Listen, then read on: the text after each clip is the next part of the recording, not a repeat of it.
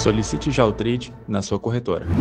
Fala pessoal, bem-vindo a mais um vídeo no canal. Eu sou o Éder Santos e no vídeo de hoje nós vamos falar sobre oferta e demanda. Não se esqueça de se inscrever no canal, ativar o sininho, compartilhar esse vídeo e deixar o seu like. Dito isso, bora pro vídeo. Pessoal, no vídeo de hoje eu vou ensinar você como utilizar esse tipo de análise, como interpretar, na verdade, esse tipo de análise e como fazer as marcações no seu gráfico, tá? Para isso é bem simples. A primeira coisa que a gente precisa entender é o que é oferta e o que é demanda. É a procura dos players em movimentos, né, em posições do gráfico de compra e de venda. Por exemplo, tá? Vamos imaginar aqui o seguinte. A gente tem sempre pontos de mais oferta e mais demanda no gráfico, seja para a parte compradora, seja para a parte vendedora. Na parte compradora, a gente imagina o seguinte, vou fazer algumas marcações aqui no gráfico para ficar mais fácil de explicar para vocês.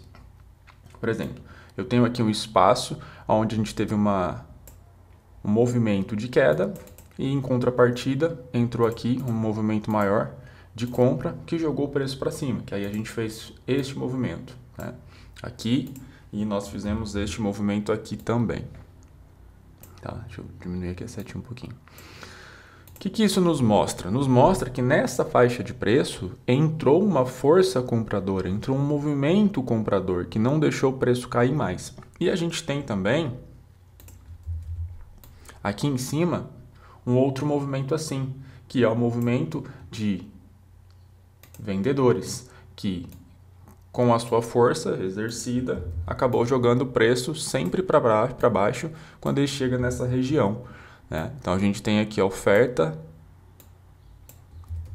e demanda em faixas de preço diferentes, obviamente cada um com o seu interesse, que joga o preço para baixo.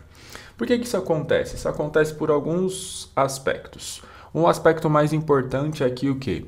Esse movimento ele é mais construído, mas ele é construído pelos grandes players de mercado, as instituições financeiras, os grandes fundos, os grandes participantes de mercado. Nós, pessoa física, investidor de varejo, a gente não tem essa capacidade de fazer uma reversão de movimento, ou seja, de mudar o direcionamento do mercado. Por quê? Porque a gente não tem o capital necessário para fazer esse movimento. Ah, lembrem que existe sempre a contrapartida nas nossas negociações. Se eu quero comprar, precisa ter quem quer vender. Se eu quero vender, precisa ter quem quer comprar.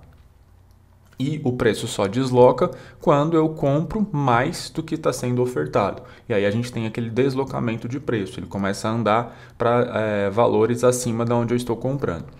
Ponto final. Então, os grandes players, as grandes instituições, elas conseguem fazer esse deslocamento de preço porque elas têm um valor financeiro para ser negociado superior. Só que também existe um problema nesse movimento. Qual é o problema que eles encontram? O problema que eles encontram se chama: eu não quero deslocar o preço em um grande espaço, porque senão a minha posição ela vai ficar ruim, tanto de compra quanto de venda. Então, para isso, eles acabam fazendo negociações em uma determinada faixa de preço várias vezes. Por exemplo, a gente pode ter a mesma instituição comprando uma parte aqui e quando o preço caiu aqui, ela comprou uma outra parte, tá? Vamos começar a usar aqui números. Um exemplo, tá bem grotesco assim, só para ficar mais fácil de você entender. R$500 mil. Então comprou R$500 mil e quando caiu aqui ela comprou mais R$500 mil, ou seja, ela comprou R$1 milhão nessa faixa de preço. Obviamente que se ela tivesse feito o primeiro movimento de R$1 milhão, ela teria deslocado muito o mercado. Então não era o intuito da instituição no momento de deslocar muito o mercado. Então ela vai e faz compras de acordo com o que ela visualiza de liquidez naquele momento. E aqui em cima é a mesma coisa. Imagine que uma instituição contrária quer vender aqui R$2 milhões, por exemplo. Então o preço sobe aqui, ela vende 500. Aqui quando volta ela vende mais 500. Quando volta ela vende mais 500. E quando volta ela vende mais 500. E ela acabou vendendo aqui os R$2 milhões que ela quis. Tá? Então, as grandes instituições, eles trabalham nesse formato. Lembrando a você novamente que ele não vai colocar uma grande quantidade de contratos, papéis ou até valor financeiro em um único movimento. Ele vai fracionar a sua entrada para que ele não desloque tanto o mercado. O intuito é sempre esse, colocar a maior quantidade de dinheiro dentro do mercado com o menor deslocamento possível de preço. Então aí a gente encontra esses movimentos de preço, tá? E isso a gente pode ter em gráficos maiores e em gráficos menores. Aqui a gente está vendo um gráfico de 15 minutos. Um conselho é o seguinte, essas regiões de interesse dos grandes players, quanto menor o tempo que você estiver analisando, melhor. Quanto maior, menos interessante se torna, tá? Por exemplo, olha aqui, a gente tem aqui, ó, uma faixa de preço que eu vou marcar aqui, tá? Marcar aqui, ó. Aqui já começou o dia seguinte, então a gente vai acabar ignorando aqui. Vamos focar só aqui. Então, olha só, a gente tem aqui um movimento de compra.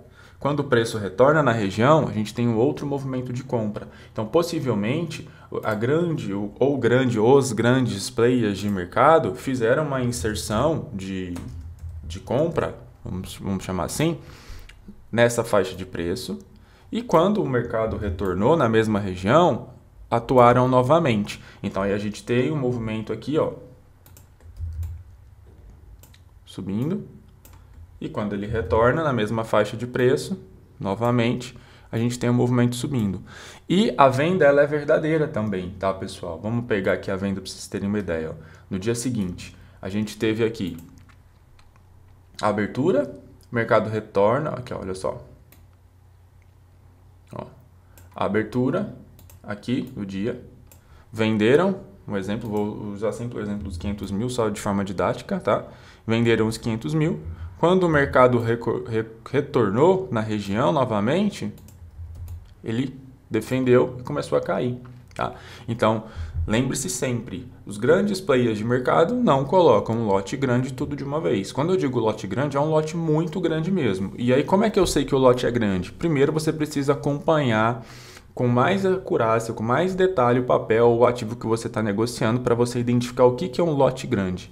Quanto é um lote grande? Pode ser que para um determinado ativo um lote grande é 1.000 e para outro um lote grande é 1 milhão. Então, precisa ter esse cuidado, esse estudo, essa análise. Você precisa estar familiarizado com o ativo a qual você está operando. Tá? E agora eu vou ensinar você como traçar essas regiões, como marcar esses pontos.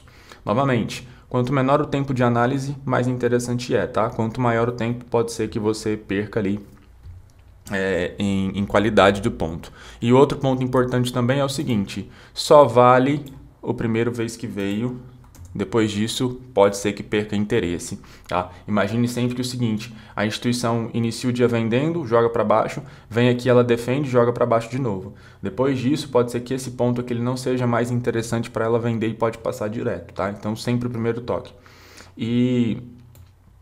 Mas, Éder, como que eu marco esses pontos? Vamos usar esses aqui que a gente já tem, só de forma didática para você entender.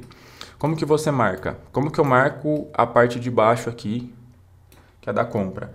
Você vai pegar, vamos fazer de novo, você vai pegar aqui o seguinte, deixa eu limpar o gráfico.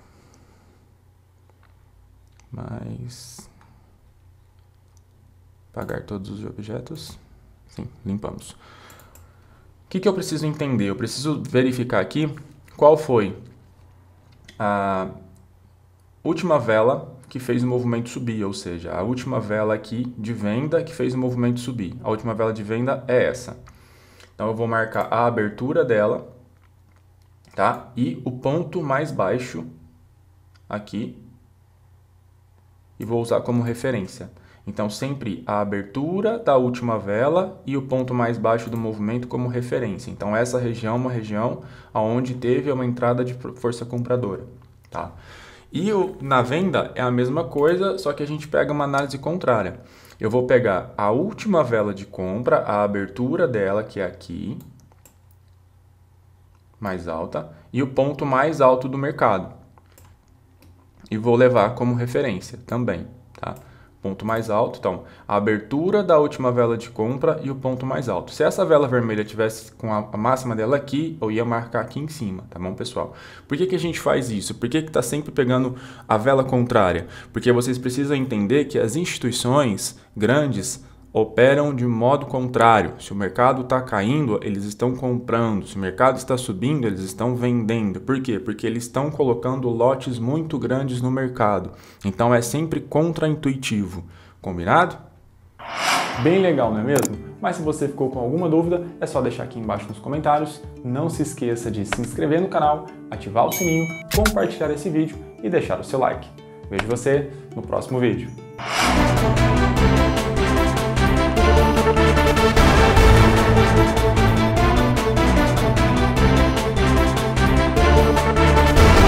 Solicite já o trade na sua corretora.